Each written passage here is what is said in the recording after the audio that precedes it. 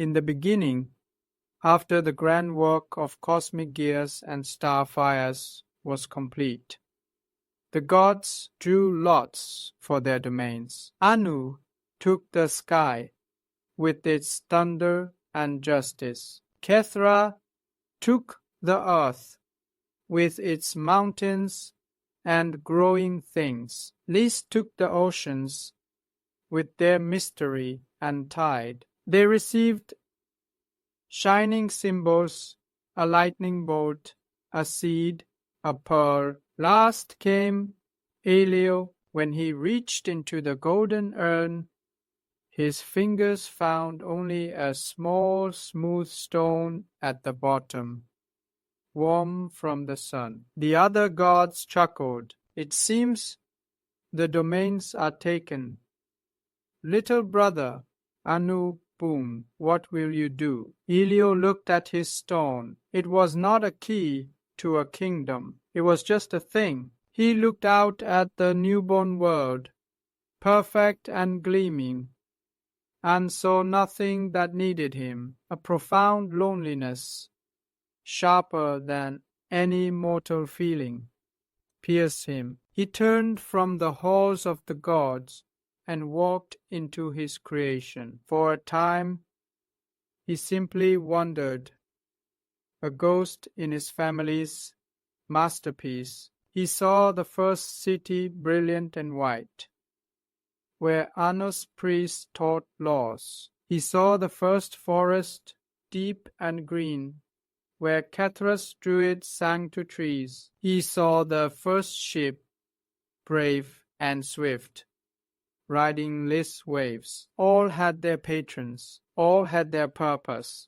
Then, on the outskirts of the shining city, in a place where the perfect cobblestones gave way to dusty earth, he saw it, a child's clay horse, left in the sun. A wheel had snapped off. It was discarded face down in the dirt. It was broken Faye. Something in Elio's heart, which had been still as his stone, gave a lurch. He knelt, which no god had ever done on the new earth, and picked it up. He did not will it hold with divine power. Instead, with a focus that could have calmed a supernova, he took a bit of resin from a tree, mixed it with dust, and painstakingly adhered the wheel. He held it until the bond was set. He placed it back on a flat rock. It was not as good as new.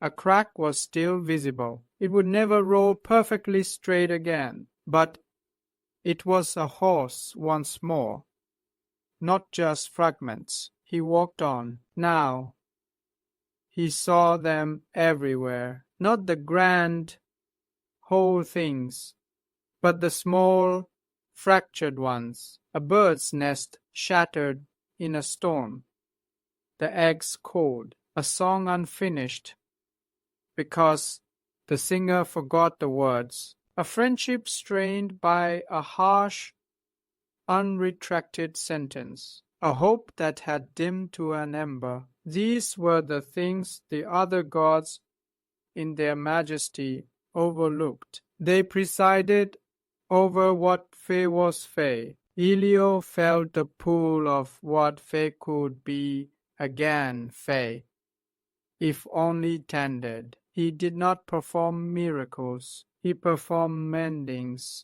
He would find the weaver whose tapestry was torn and sit with her in silence until her own hands found the courage to re-thread the shuttle. He would guide the feet of a lost traveler, not to the destination, but to a sheltered cave for the night. He would whisper the forgotten lyric to the songwriter in the sigh of the wind through reeds. His power was not in creation, but in fair reconciliation.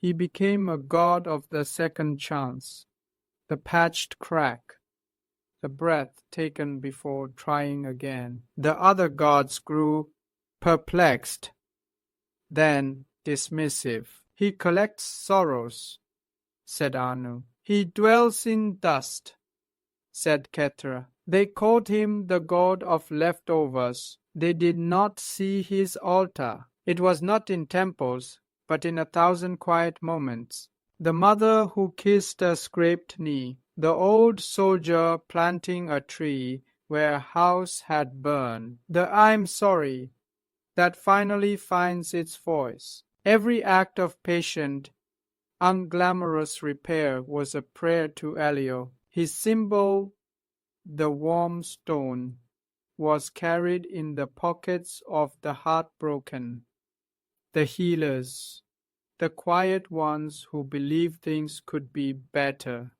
not perfect. Centuries later, a great doubt swept the world. People began to believe the gods were absent. Anna's lightning struck indiscriminately. Kethra's earth shook with famine. Lys waves drowned the innocent. The temples of the great gods emptied. In a small village, a philosopher stood before a crowd. "Where are the gods now?" he cried, holding up a perfect, useless jewel from Anna's temple. "What use is majesty in the face of our broken lives?" From the crowd, a potter named Mira stepped forward. Her hands were stained with clay, her tunic simple. She did not hold up a jewel. She opened her palm to reveal a simple, warm stone. "We have misunderstood the divine,"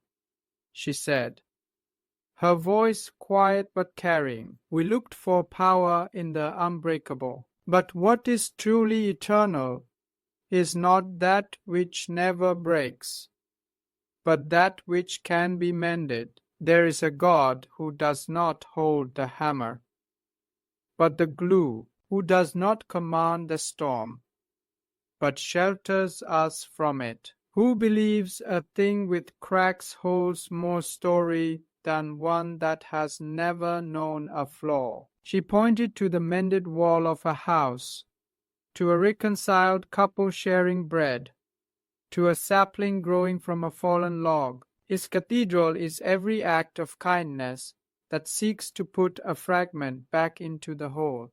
His name is in the breath you take when you choose to try again. He is here. He has always been here, tending to the broken things. And in a world that is always breaking, is that not the most sacred domain of all? A deep, profound silence fell, not of emptiness, but of recognition. And in that silence, in 1,000 hearts, in 1,000 mended places, Elio finally felt at home. He was no longer the god without a domain. He was the keeper of the most precious thing of all, the hope that resides not in perfection, but in the graceful, stubborn act of repair.